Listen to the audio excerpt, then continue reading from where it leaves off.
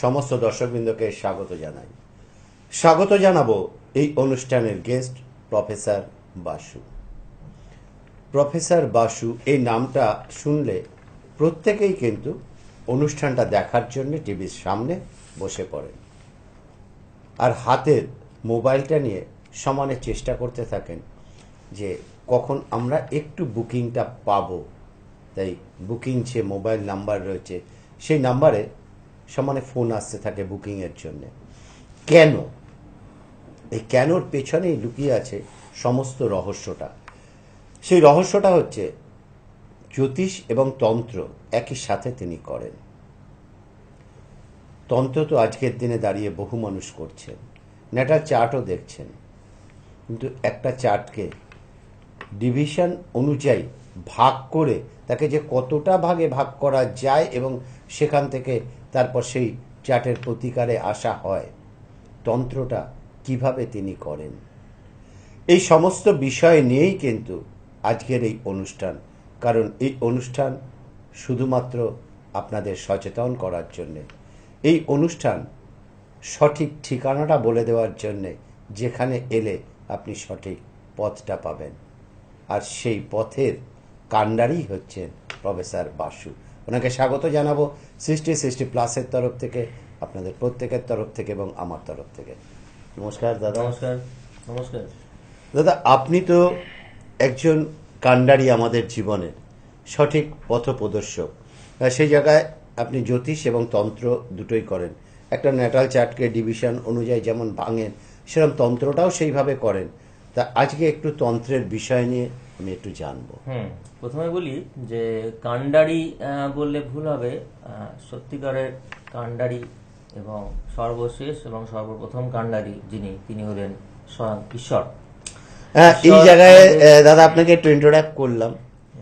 সেই কাণ্ডারি কিন্তু এই অ্যাস্ট্রোলজিটা সৃষ্টি করেছিলেন এবং তন্ত্রের সৃষ্টি করেছিলেন, কিন্তু তার অধ্যয়ন বা সেটা প্রচারের জন্যে আপনাদের মতো মানুষের প্রয়োজন। আজকে স্বামীজি না থাকলে রামকৃষ্ণদেবকে কিন্তু চিনতে পারতেন না, সারা বিশ্বে রামকৃষ্ণদেবের নাম ছড়াতেন না। ঠিক এটাও তাই আমি মনে করি। ঠিকই বলেছেন। আসলে আমরা যে কাজটা করি সেটা হলো একটা পথপ্রদর্শক, একটা গাইড হিসাবে। আর আমি আমার আর একটা ক্ষেত্র আছে যেটা আমার প্রধান ক্ষেত্র বলা যেতে পারে। সেটা হচ্ছে আমি একটি ইঞ্জিনিয়ারিং কলেজে পড়াই, একটা খ্যাতনামা ইঞ্জিনিয়ারিং কলেজ কলকাতার। সেখানে কম্পিউটার সায়েন্স ইঞ্জিনিয়ারিং ডিপার্টমেন্টে আমি সিনিয়র প্রফেসর।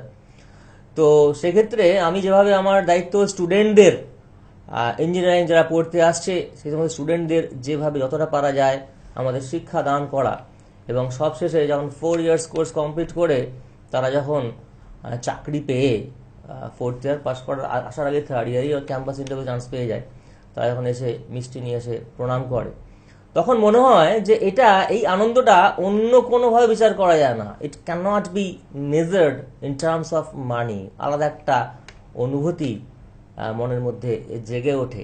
ঠিক যেরকমভাবে আমার অ্যাস্ট্রোলজিতেও আমি যখন কাউকে ঠিকঠাক প্রতিকার দিতে পারি এবং 2-3 মাস পরে কেউ আমার ওয়েবসাইটে বা সুলেখাতে বা আমার জাস্ট ডায়ালে যেখানে যারা প্রোফাইল আছে সেখানে ভালো রিভিউ দেয় এবং ব্যক্তিগতভাবে আমাকে ফোন করে জানায়, কৃতজ্ঞতা জানায়, তখন মনে হয় যে কিছু একটা কাজ করতে পারলাম। যা শিখেছি, যেভাবে শিখেছি, যেরকমভাবে কম্পিউটার সায়েন্স ইঞ্জিনিয়ারিংকে ভালো লাগার জন্যে আজকে এই জায়গায় আমি পড়াচ্ছি, অধ্যাপকের ভূমিকাতে পালন করছি, ঠিক সেভাবেই অ্যাস্ট্রোলজিটাকেও বহুদিন আগে ছোটবেলায় কোনো একটা ভালো লাগার জায়গা থেকে পড়াশোনা শুরু করেছিলাম। তারপরে জেনেছিলাম সেখানে ম্যাথামেটিক্স, ফিজিক্স, কেমিস্ট্রি, বায়োলজি সব আছে। আগের দিন একটা অনুষ্ঠানে আমি হিন্ট দিয়েছিলাম কিভাবে ইনভলভড। ইভেন কোনো একটা রেমেডি নিতে গেলে সেই রেমেডি জেমস্টোন, অনেকে বলেন যে জেমস্টোন কিভাবে কাজ করে সেটাও আমি বলেছিলাম। তার জন্য পড়তে হয় অ্যানাটমি, আমাদের মানব দেহের অন্তর্গঠনে কি কি নার্ভ কাজ করছে এবং কিভাবে সেটা সেন্ট্রাল নার্ভাস সিস্টেমে পৌঁছচ্ছে through cerebral cortex from the 3 nerves. একটা আর্মে যেটা আছে আমাদের 3টে নার্ভ, রেডিয়াল, মিডিয়ান, আলনার। যাই হোক, তো জানতে হবে, পড়াশোনা করতে পারলে ভালো লাগে, সেটাকে আমরা অ্যাপ্লাই করতে পারি আরও ভালো লাগে। তো তো আমি বলি যেটা শুরু করছি তন্ত্র নিয়ে, যেটা বললেন তন্ত্র, আসলে এখন তন্ত্র কথাটা খুব ইউজ হয়। তন্ত্রর বেসিক্যালি যা উদ্দেশ্য, যেটা সমস্ত রকম সাধনারই যার উদ্দেশ্য, সেটা হলো ঈশ্বরের কাছে যাওয়া, ঈশ্বরকে বোঝা। এটাকে বলা যেতে পারে আত্মতত্ত্ব উপলব্ধি। ঈশ্বর কোথায় আছে এই প্রশ্ন সবাইকার, কিন্তু যে সাধনার মাধ্যমে তাকে উপলব্ধি করতে পারে, হয়তো অনেক সময় এরকম উপলব্ধি করে তার নিজের শরীরেই ঈশ্বর বিরাজমান। অর্থাৎ এই খণ্ড থেকে অখণ্ডের যে মিলন, যে রেজোনেন্স, আমাদের যে নিজেদের যে রেজোনেন্স, আমাদের চিন্তা ভাবনা, তার সঙ্গে ইউনিভার্সের যে ফ্রিকোয়েন্সির সঙ্গে আমাদের ফ্রিকোয়েন্সি ম্যাচ করে গেলেই একটা রেজোনেন্স বা অনুনাদ তৈরি হয়। ফিজিক্সে যারা পড়েছেন, হায়ার সেকেন্ডারি জানেন তারা রেজোনেন্স কাকে বলে। তো যাই হোক, সেই রকম সাধনার মাধ্যমে আমরা যদি নিজেকে আমাদের বিশাল ইউনিভার্সের সঙ্গে এক করে দিতে পারি, তখনই আমাদের উদ্দেশ্য সফল হয়। তন্ত্র সাধনাও ঠিক সেরকমই, সেই কারণেই ব্যবহৃত হতো বা আজও হয়। তো তন্ত্র ক্ষেত্রে আমরা বলবো যে সাধনা হলো এই নিজের জন্য, নিজের আত্মতত্ত্ব উপলব্ধি, নিজের আত্মিক উন্নতির জন্য। এবং সেই আত্মিক উন্নতি করতে করতে সাধক বাই ডিফল্ট কিছু স্পিরিচুয়াল পাওয়ার পায়। সেই স্পিরিচুয়াল পাওয়ারকে যদি শুভ কাজে লাগানো যায়, তাহলে কিন্তু একজন উপকৃত হতে পারে। সেই শুভ কাজে লাগানোর জন্যে সাধককে নিয়মিত কিছু জিনিস করতে হয়। তার গুরু পরম্পরা অনুযায়ী নিয়মিত কিছু নির্দিষ্টভাবে কিছু সংখ্যক তার যা যা গুরু বলে গেছেন, জপ বলুন বা পুজো আর্চা বলুন, সেগুলো কিছু ক্রিয়া করতে হয়। আর স্পেসিফিক কাজ যখন অন্যের জন্য বসা হয় আসনে, সে আসন থেকে সে পাওয়ার পেয়ে গুরু নির্দেশিত পথে কিছু নির্দিষ্ট ক্রিয়া মেনে কাজ করলে অবশ্যই তন্ত্রের ফল লাভ পাওয়া যায়। কারণ অ্যাস্ট্রোলজি আমাদের কি দেয়? অ্যাস্ট্রোলজি আমাদের ভূত, বর্তমান এবং ভবিষ্যতের প্রেডিকশন বলতে পারে। এবং যে যে জায়গাগুলো কারেক্ট করা যায়, যে যে জায়গাগুলো ঠিক করা যায়, সেই জায়গাতে অ্যাস্ট্রোলজি সাহায্য করতে পারে। কিন্তু অ্যাস্ট্রোলজির একটা কনস্ট্রেন্ট আছে, অ্যাস্ট্রোলজি কিন্তু সব কিছু ঠিক করতে পারে না। অনেক সময় যেগুলো আমার পাওয়ার কথাও, কিন্তু আমি সঠিকভাবে আমাদের স্টোন দেওয়া যায় না, কারণ একটা স্টোনের সঙ্গে আর একটা দুরকম গ্রুপের সঙ্গে, শত্রুর সঙ্গে মিত্রকে পাওয়ার দিতে গেলে কোনোটাই কাজ হয় না। দেখা যাচ্ছে আমি একজনের চার্টে দেখলাম তার কর্ম উন্নতি দরকার আছে, খুব ভীষণভাবে দরকার আছে, আমি তার সেই জায়গাটাকে পাওয়ার দিলাম, কিন্তু দেখলাম কর্ম উন্নতির সঙ্গে সঙ্গে সে হয়তো বিদেশে চলে যেতে পারে, তার বয়স্ক বাবা মা বা তার স্ত্রীকে ছেড়ে তার সঙ্গে দূরে থাকতে হতে পারে, হয়তো সেই মুহূর্তে সেটা খুব ইম্পর্টেন্ট তাদের কাছে থাকা, তাহলে দুটো একটা সময় ট্রেড অফ হয়ে যাচ্ছে। সেই ক্ষেত্রে কিন্তু আমরা দুটোকেই পাওয়ার দিতে পারি না, অনেক অনেক বিচার বিবেচনা করে পাওয়ার দিতে হয়। আর তা যেটা দিতে পারি না, যেটা আমাদের সম্ভব নয় অ্যাস্ট্রোলজিক্যাল রেমেডি হিসাবে একজনের উপকার করার জন্য, সেইখানে আমাদের তন্ত্রের অবশ্যই সাহায্য নিতে হয়। সেই জায়গায় অ্যাস্ট্রোলজি কিন্তু স্যারেন্ডার করে দেয় প্রতিকারের বিষয়। ঠিক আছে?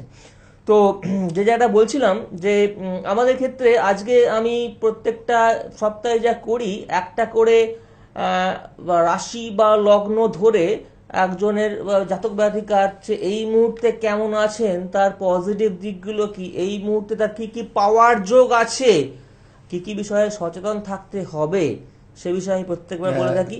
আজকেও একটু ইন্ট্রোডাক্ট করলাম এই জায়গাটায় যাওয়ার আগে, যেহেতু তন্ত্রটা নিয়ে আপনি করছিলেন, সেই তন্ত্রের জায়গা থেকে ছোট্ট একটা প্রশ্ন রাখবো, এক কথা একটু আপনি যদি বলে দেন যে অ্যাস্ট্রোলজি এবং তন্ত্র দুটোই একে অঙ্গের সঙ্গে জড়িত একদম।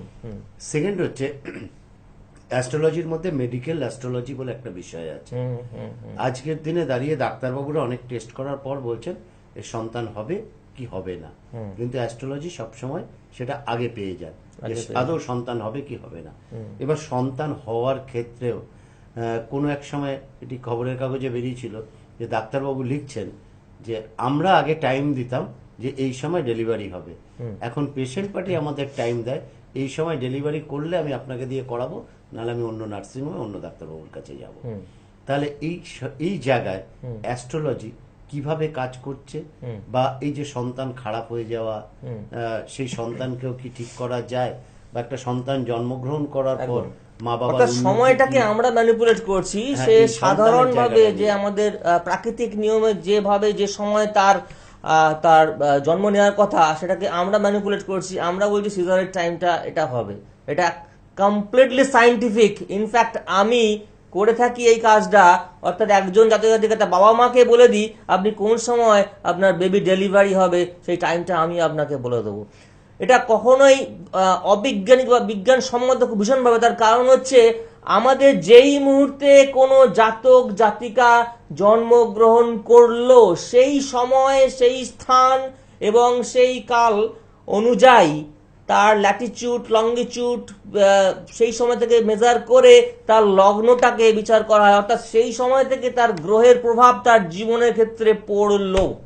ঠিক আছে? তো আমি যদি কোনো একটা ভালো সময় দেখে, অর্থাৎ গোচরের সময়টা কি আছে সেই সময় দেখে 2 ঘন্টা অন্তর লগ্ন চেঞ্জ হয়, আমি যদি কি লগ্ন সাপেক্ষে তার জায়গাগুলো একটু ভালো হচ্ছে 2 ঘন্টা আগে করলে, আমি বলবো যে আপনি রাত্রি 8টার জায়গায় 6টার সময় আপনার বেবিকে ডেলিভারি করান। সেক্ষেত্রে খুব একটা অসুবিধা হবে না, যদি সিজার হচ্ছে যেহেতু।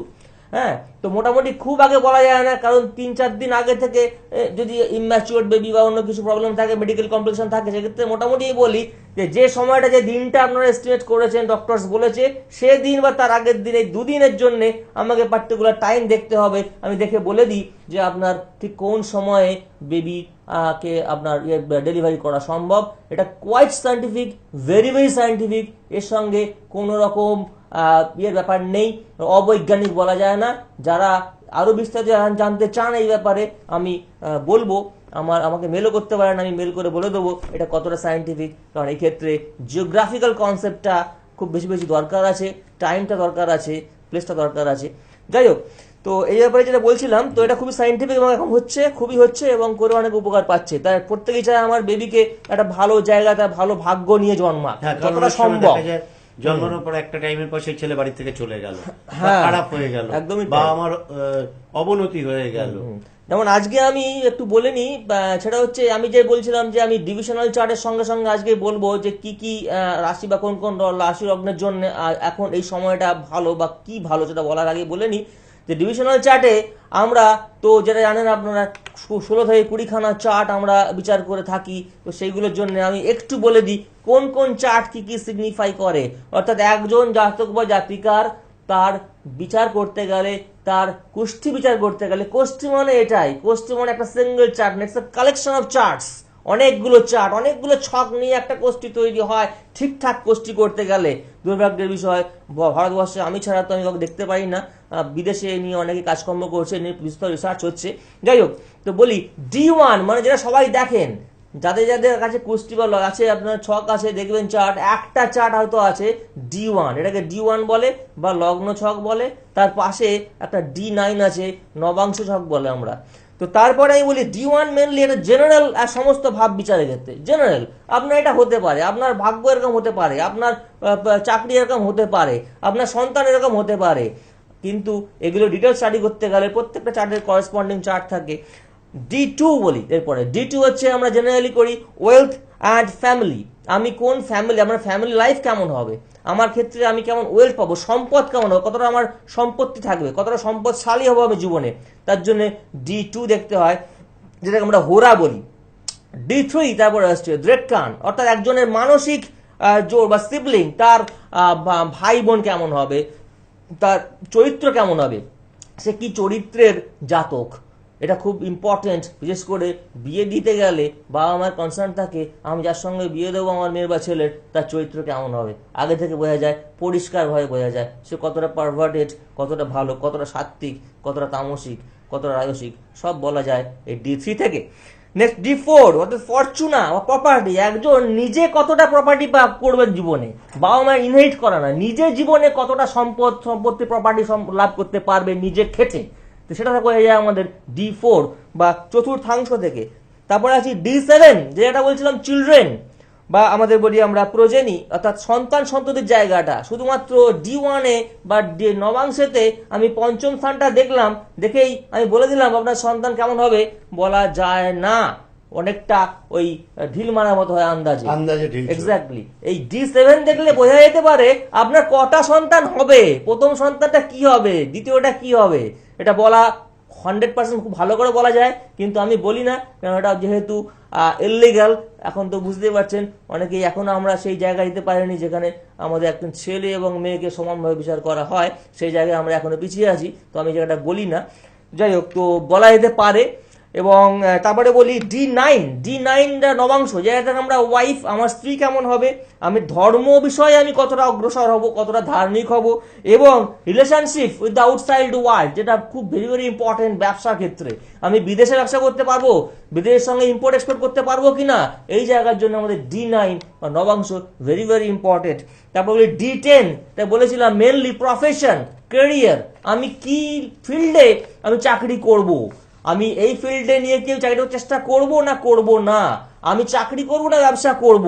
করতে গেলে আমাকে যেখানে আছি সেখানে থেকে ভালো করতে হবে, কোন দিকে করতে হবে, পূর্ব পশ্চিম উত্তর দক্ষিণ, কোন দিকে আমি ব্যবসাটা করব, কোন দিকে গেলে চাকরির ক্ষেত্রে গেলে আমার ভালো ইমপ্রুভমেন্ট হবে, আমি ভালো প্রমোশন পাবো, এই জায়গাগুলো দেখতে গেলে D10 দেখতে হয়। তার সঙ্গে বলি D12 পেরেন্টস, আমার বাবা মায়ের শরীর স্বাস্থ্য কেমন থাকবে, আমার বাবার শরীরটা নিয়ে খুব চিন্তিত, সত্যি কি কোনো কিছু ফাঁড়া আছে, কোনো ফ্যাটাল কিছু আছে, দেখার জন্য কি করতে হবে, D12 দেখার সঙ্গে সঙ্গে বাবা মায়ের জায়গাটা খুব ভালো করে জানতে পারা যায়। তার সঙ্গে DAP ম্যাচ করে নিই, টাইমটা কেমন যাচ্ছে, সেখান থেকে বলা যায় যে আপনার বাবার 6 মাস পর একটা অ্যাক্সিডেন্ট আছে, বা আপনার মায়ের একটু হার্টের সমস্যা হতে পারে, আপনি সজাগ থাকবেন, কিছু হলেই ডাক্তার কাছে যাবেন।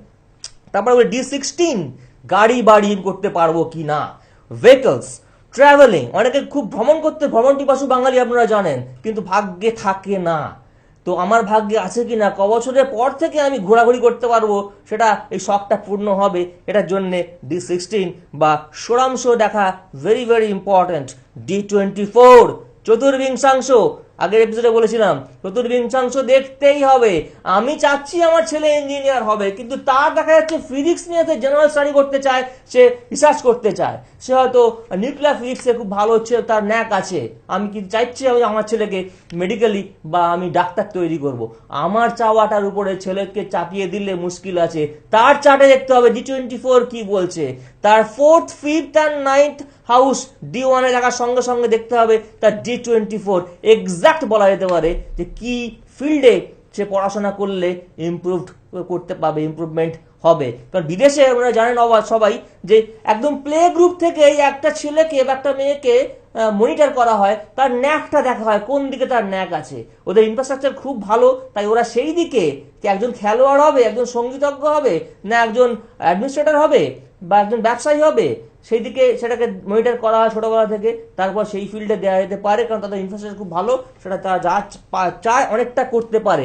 আমাদের এই ডেভেলপিং কান্ট্রিতে সবসময় সম্ভব হয় না, সেই ক্ষেত্রে এই অ্যাস্ট্রোলজি কিন্তু হেল্প করবে। আপনার ছেলে বা মেয়েকে আপনি কোন বিষয়ে পড়াশোনা করাবেন এবং কোন দিকে ন্যাক থাকবে তার, কোন দিকে গেলে সে জীবনে চরম সাকসেসের কৃতকার্য হতে পারবে, চরম শিখরে পৌঁছতে পারবে সাফল্যতার। তারপরে D30 বিভিন্ন রকম কোর্ট কেস, এভিল এফেক্টস, আমাদের ফেলিওর, ব্যাড লাক, সমস্ত কিছু D30 থেকে বোঝা যায়। এই mainly evil effects.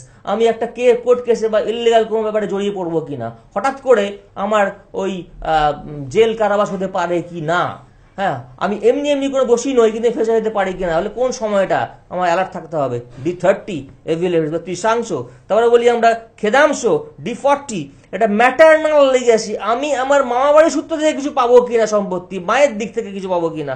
D45 paternal legacy, আমি আমার বাবা মায়ের কাছ থেকে কিছু পাবো কিনা, বা আমার ঠাকুরদার কাছ থেকে কিছু পাবো কিনা, বা কোনো প্রবলেম থাকলে আমার পারিবারিক পৈতৃক সম্পত্তি পেতে অসুবিধা হবে কিনা, সেইগুলো দেখতে গেলে D45 দেখতে হয়, সেটাকে আমরা বলি অক্ষদাংশ। তারপরে আসছি আমরা D60 ষষ্ঠাংশ, অর্থাৎ পাস্ট বার্থ। অনেকে জানতে চান আমি গত জন্মে কি ছিলাম, গত জন্মে আমার জীবনটা কেমন ছিল। একটা খুব ইন্টারেস্টিং কথা বলে দিই আপনাদের, এইখানে অ্যাস্ট্রোলজি কিন্তু বলতে পারে। আপনারা জানেন আমরা হিন্দুরা বিশেষ করে পূর্বজন্মে বিশ্বাস করি, এবং এটাও বলা হয় আমাদের দেহ ছাড়ার সঙ্গে সঙ্গে সূক্ষ্ম দেহে আমাদের সমস্ত কর্মগুলো চলে যায় এবং পরবর্তী জীবনে আমাদের সেগুলো ভোগ করতে হয়। এই D60 বলে দেয় যে আপনি পূর্ব জীবনে কি ছিলেন, কেমন মানুষ ছিলেন, ফিজিক্স স্টাডি করলে সেটা বোঝা যায়। এছাড়া চারটে চার্ট আছে, D5, D6, D8, D11, যেখান থেকে fame, power, health, unexpected travels and death and ডিস্ট্রাকশনটা বোঝা যায়। তবে আমি আয়ু কারণ নির্ণয় করি না, করাটা খুব সহজ ম্যাথামেটিক্স, কিন্তু আমি করি না। এটা আমার আনএথিক্যাল মনে হয় যে আমি কদিন বাঁচবো আমি কাউকে বলে দিই না, মোটামুটি অ্যাভারেজ লাইফটা বলে দিই। কিন্তু আজকে ধরুন আমি যদি জানি যে এই গত পরশু বা সামনের আগামী সপ্তাহে আমার ডেট আছে, তাহলে এই 6 দিনের কাজটা আমি করতে পারবো না। তার জন্যই আমি কাউকে ফিক্সড ডেট বলে দিই না, কিন্তু ক্যালকুলেশন করলে জ্যোতিষশাস্ত্র সেটাও বলে দিতে পারে। যাই হোক, আর এইভাবে ক্যালকুলেশন করেন বলেই আজকে আপনাদের জীবনে সফলতা দিতে পেরেছেন। আর সেই সফলতা যদি চান আপনি, তাহলে ছোট্ট একটা কাজ করুন। টিভি স্ক্রিনে দেওয়া মোবাইল নাম্বার 9674250516 এবং আরেকটি নাম্বার রয়েছে 9748403694। এই নাম্বারে ফোন করুন, করে বুকিং করে যোগাযোগ করুন। কারণ সময় কিন্তু আপনার জন্য অপেক্ষা করতে হবে না। তাই সময়ের কাজ আপনাকে সময় করতে হবে, আর সময়টাকে আপনাকেই ধরতে হবে। যিনি সময়ের কাজ সময় করেন, সময়টাকে ধরে নিতে পারেন, তিনি জীবনে লাভবান হন। তাই সময় নষ্ট না করে এই মুহূর্তে ফোন করে বুকিং করে যোগাযোগ করুন। আমি যাব দাদার কাছে, কিন্তু যাওয়ার আগে আমি আবারও একটু বলে দেবো, 18, 19, 20 অক্টোবর মাসে দাদা USA তে থাকছেন, সেই বিষয়ে একটু বলবেন। আর প্রত্যেক মাসে কিন্তু আপনারা একবার কাটোয়ায় পাচ্ছেন, সেটা কবে পাচ্ছেন একটু ফোনে জেনে নেবেন। আর তার সঙ্গে রাশি শর্টে আমি একটু বলে দিই, 18, 19, 20 প্রত্যেক বছর USA তে ISAR international society for astrological research একটা কনফারেন্স ওরা আয়োজন করে। সেই কনফারেন্সে আমাকে ইনভাইট করা হয়েছে, আমি সেখানে যাব। সেখানে বিভিন্ন ব্যাপারে রিসার্চের কতটা, অ্যাস্ট্রোলজিতে রিসার্চ কতটা ইনভলভ, কতটা অগ্রসর হয়েছে আমরা এক্সচেঞ্জ করি। পৃথিবীর বিভিন্ন জায়গা থেকে বিভিন্ন লোক আসেন। সেখানে আমার একটা 15 মিনিটের একটা লেকচার ডেলিভার করা আছে, সেটা মেনলি জেমোলজির উপরে। জেমস্টোন কীভাবে কাজ করে, জেমস্টোন কীভাবে আমরা বুঝবো, কীভাবে তার কার্যকারিতা সম্বন্ধে বিভিন্ন ব্যাপারে আমি আমার লেকচার দেওয়ার কথা আছে। তো হ্যাঁ, একটা স্পিচ দেওয়ার কথা আছে। তো দেখা যাক, সেটা আশা করছি যেতে পারবো 18, 19 অক্টোবরে, এখনো দেরি আছে। তো আজকে বলি যে মেনলি আমি যেটা বলেছিলাম যে কোন লগ্ন বা রাশি নিয়ে আমরা সেক্ষেত্রে বলি।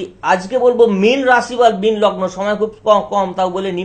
মীন রাশি বা মীন লগ্নের ক্ষেত্রে জাতক জাতিকার তার বৃহস্পতি এই গোচরে এখন কিন্তু ভালো জায়গায় আছে, এবং সেই ক্ষেত্রে বৃহস্পতির জন্য তার শরীর স্বাস্থ্য মোটামুটি ভালোই থাকবে।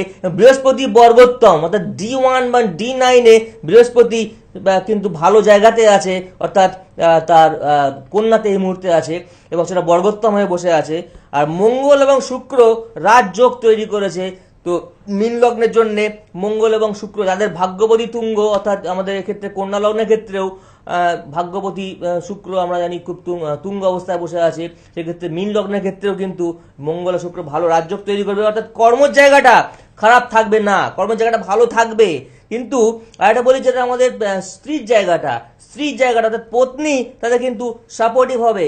কারণ পত্নীর জায়গাটা অর্থাৎ স্যাটার্নে সপ্তমে বসে আছে শনি ভালো জায়গাতে বসে আছে আনন্দ স্থানে। তো সেই জায়গাতে বলবো ভালোই থাকবে তার সন্তান বিবাহিত জীবনটা। সাবধান থাকবেন সন্তানের ব্যাপারটা নিয়ে। সন্তান D5 আমাদের পঞ্চম স্থানে, সন্তানের জায়গাতে একটু প্রবলেম আছে। চন্দ্রের সঙ্গে রাহু আছে ট্রানজিশনে, অর্থাৎ মীন লগ্নের জাতক-জাতিকার সন্তান নিয়ে একটু ভালো করে আপনারা একটু সাবধান থাকবেন। আর সেই সাবধান থাকার জন্য অবশ্যই টিভি স্ক্রিনে দেওয়া মোবাইল নাম্বারে ফোন করে একবার যোগাযোগ করুন, নাটাল চার্টটা দেখিয়ে নিন, তার সঙ্গে প্রোটেকশনটা নিন, অবশ্যই আপনিও ভালো থাকবেন। এই বলে শেষ করবো অনুষ্ঠান। দাদাকেও বিদায় জানাবো আপনাদেরও। নমস্কার দাদা। নমস্কার, ভালো থাকবেন।